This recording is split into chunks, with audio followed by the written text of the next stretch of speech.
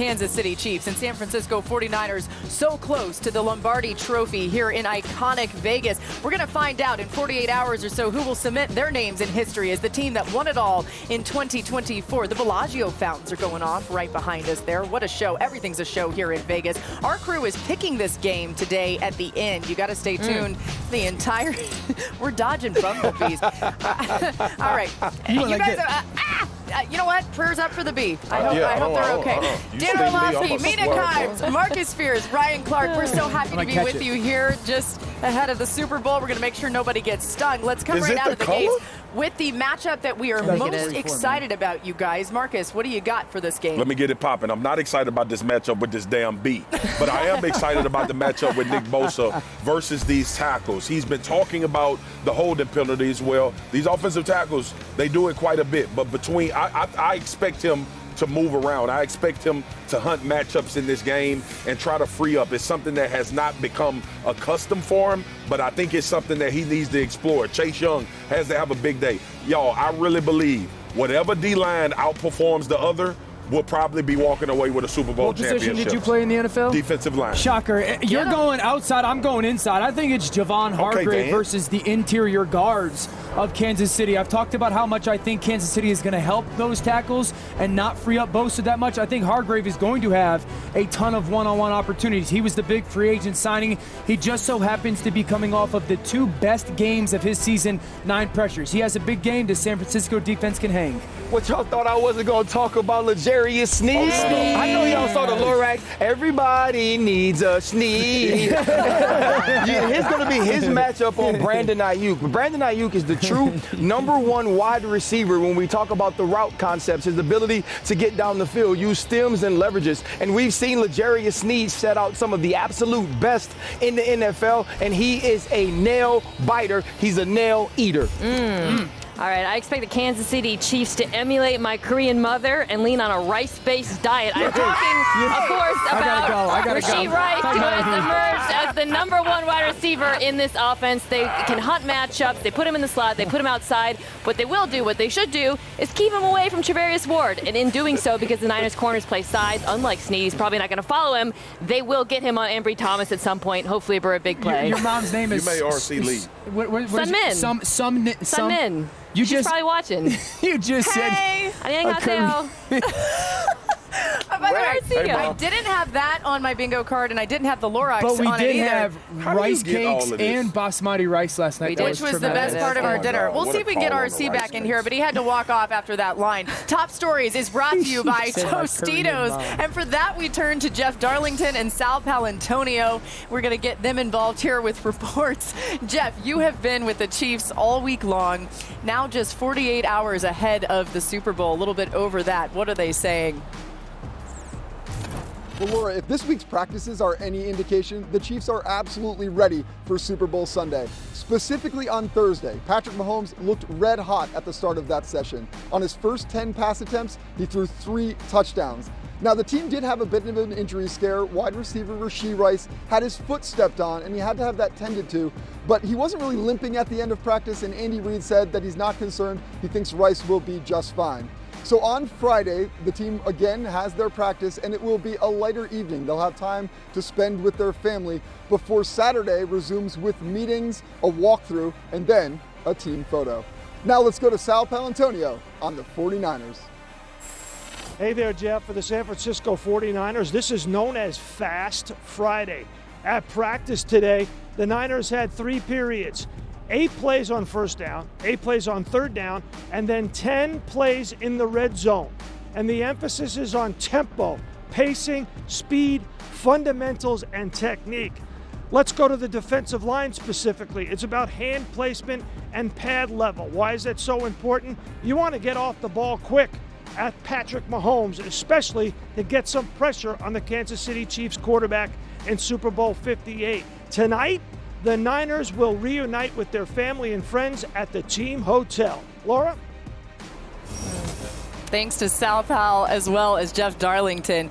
Reed, Mahomes, and the Chiefs have already made history by reaching a 4th Super Bowl in 5 seasons. They're just the 3rd team to do so, joining Belichick and Brady, those Patriots from 2014 to 18. They won 3 titles, and the early 90s Bills with Marv Levy and Jim Kelly. All right, Dan, teach us something on the other side of the running back situation with Christian McCaffrey. We've talked all week of how they're going to handle McCaffrey. We anticipate some forms of man coverage. I think what you got to be aware of is that they give him abnormal running back routes, and Kansas City's going to have to be prepared for that, whether it's in the middle of the field or in the red zone. Down in the red zone, he is such a viable pass catching option. You motion him, and you teach your quarterback, like, hey, we can start front side, fade out, and then a shallow cross. Now, usually Debo would be running this little check down, but they switched the roles. He's the 5th read, and now McCaffrey's got all this vacated space to set defenders in. You're so scared of, like, is he going out or is he going in? And while that looks like a normal route, it's not for traditional backs. This time he's lined up in the backfield. So you're thinking, okay, it's just going to be some type of responsibility, potential man coverage. You clear it out, and you really have a safety covering McCaffrey. He inserts in the middle of the, just look at all the area that he has. He can sit down, go out, go in. This time it's a double move. This is not a broken play. That is a designed play for McCaffrey to essentially run from the backfield, like what we would call a rail route. And I just, as explosive and dynamic as he is, the way that he could run routes from the backfield, not lined up in the slot, but from the backfield, I think is something that is going to be so dangerous for Kansas City's defense. I mean, you think about this 49ers offense without Christian McCaffrey, and it was always really good, and the scheme was a big reason why. But now Kyle Shanahan 100%. Being able to be the mastermind that he is offensively with a player like that. All right, let's see if we can make some people some money, okay? Time now for a DraftKings Sportsbook. Same game parlay for that. We're going to go to Mina Kimes. We'll stay with McCaffrey. Over under 4.5 receptions for him. How can I not go over after that excellent Dan tape? I wish he'd have went under right after. Yeah, right. Sorry, everything you just said, they won't have a problem. We got lucky on that one. They will have a problem with him, but he also gets a lot of targets. He's actually led the team in targets. I anticipate Brock Purdy leaning on him as a safety blanket this game. I think they're going to find ways to hunt the Chiefs linebackers, so I expect him to be heavily involved. 259.5 passing yards is the number for Patrick Mahomes. Over under that for the Chiefs quarterback. I'm going under. In 4 of his last 5 games, he's gone under 260. Patrick Mahomes is perfectly content, slowly matriculating up and down the field. I think that's going to be the formula against San Francisco 49ers. This Chiefs offense is not about explosives. It's about efficiency. I cannot wait to see what you're going to do here. Over under 47 points scored on Sunday. I'm taking the over, actually. Yeah, the more I think about this game and the more I've listened to you geniuses talk about it, I think both offenses actually do have an advantage against both defenses, particularly on the ground. So I think these two coaches who are also brilliant offensive minds will find very intelligent ways to game plan for the weaknesses of these defenses. Okay, a little preview maybe into some game picks here. Give us one thing that you think could help decide the game on Sunday. Yeah, whether or not Kansas City can run the ball the way that we have seen the Lions and Packers do it against San Francisco. It struck me watching RC's great Isaiah Pacheco tape. Their run game is very different from the concepts we saw those other teams run. It's very north-south between the tackles. Whereas in the playoffs thus far, and really throughout the regular season, the San Francisco defensive line has been so vulnerable to those pin-pull runs attacking the outside. So I want to see if Kansas City switches it up at all. I would not be surprised if early on in the game we see some jet sweeps. Maybe you get Hardman involved, McKinnon as well, to try to approximate that. But if they can run the ball, I think, efficiently, and it's certainly plausible, I'm interested in seeing what that looks like. I think I could see Kansas City offensively going 13 personnel, 1 back, 3 tight ends, and to your point, like figuring out different ways to get to. I would line up and be like, you fixed it? I don't care if it's been 2 weeks. I just saw all these reports of the lack of effort getting said about your defense as well. So I would kick I think the goal for Kansas City almost on every single play is get the ball away from Fred Warner and Dre Greenlaw. And that's the easiest way to do it. Man, that's just so difficult to do, though. And when you look at these guys, and I think you've had to use some of their aggression against them, and some of those teams that have done that best has run the ball to the perimeter. So I think, to Mina's point, what will KC do to accentuate something that they don't major in week in and week out? What's your one thing that's going to factor in here? The fast start. Brock Purdy and this offense has to get off to a fast start. And this is the issue with Patrick Mahomes, unlike anybody else. We saw him suffocate Baltimore Choke you out. in the second half. You did, because they were down, and we know that Brock Purdy, first 3 quarters of Green Bay, struggled. It looked bad. I was like, this team is going to lose this game. And then he summoned up, answered some questions about being down. And obviously Detroit got off to a fast start. I'm going to tell you this right now. You go into halftime down 24-7 to Andy Reid and Pat Mahomes, you might well start packing your bags up and planning on having a bad day. So this is, we've talked this week about Brock Purdy. We've talked about this offense. Y'all, this is still football.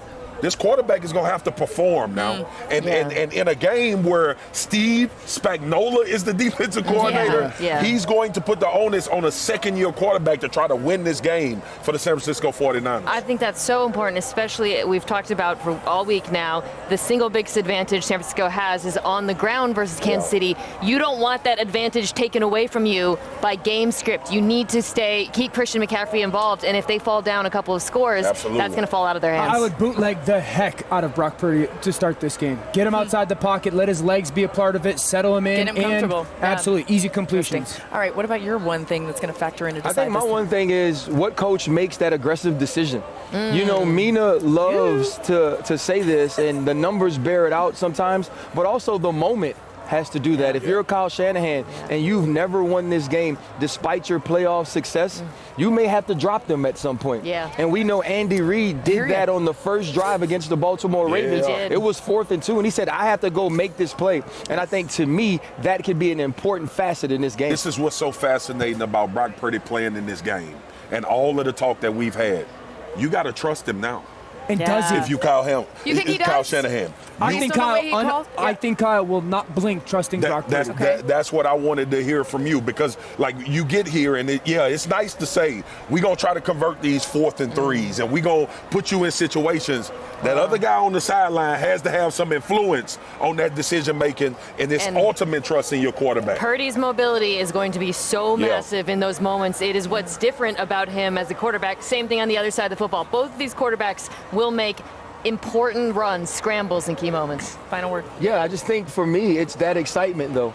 It's a guy whose start of his career mirrored a Tom Brady, and now he's here in his second year, and the dude whose resume is mirroring an opportunity to challenge Tom Brady as a GOAT. Which one of those guys comes up with that play that Mina's talking about? You guys ready to pick the game? Let's pick the Super Bowl. All right, Marcus, you first. Who you taking, Chiefs or 49ers? I learned my lesson, man. I didn't think anybody could walk into M&T Bank Stadium and beat the Baltimore Ravens, and that's even after Patrick Mahomes that showed us all the things that we've seen. I got the Kansas City Chiefs, man. I feel more comfortable being wrong and being surprised and shocked that the Kansas City Chiefs don't win this game with 15 playing quarterback and the way this defense has been playing. I'm going to take KC 28-21. I'm going Kansas City as well. I've picked against Patrick twice last year's Super Bowl in the AFC Championship game. I think their offense is so focused right now on exactly how to attack defenses. If Kansas City, hear me out, if they play a clean game, which they have in these playoffs, that's what they didn't do in the regular season, clean game with turnovers and penalties, I think they control this game from start to finish. We're in the danger zone because I also have Kansas City. I'm going to not mention Mahomes. We haven't talked about Andy Reid, and I just want to stress, Andy Reid with 2 weeks to game plan. We saw it in the Super Bowl last year. He is such a brilliant individual game planner. I think he's going to come with an excellent game plan on offense. Come on. Well, I'm going Kansas City. Oh, no. But I would take my little 20 seconds to say this. If this is our last time as a group working together, I think you guys are the best in the world. Laura, you're the best at running a show.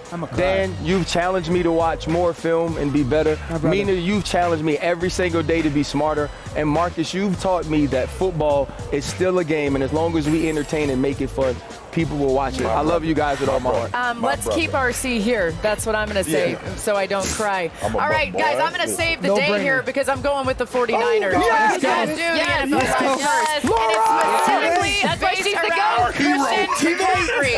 And let me tell you this, Dan talked about it earlier. He is running routes. He's so valuable, but he does it out of the backfield instead of just in the slot. I think McCaffrey is the ultimate difference maker in this game. I love the Chiefs, you guys, but listen. You love us more. I do love you guys. Yeah. And listen, hey, I just want to clarify something. NFL Live's not going anywhere. We will be here every day. We are a year-round show, but this season has been so much fun with you guys. Absolutely. A shout-out to our crew back in Connecticut. We Yeah, appreciate y'all.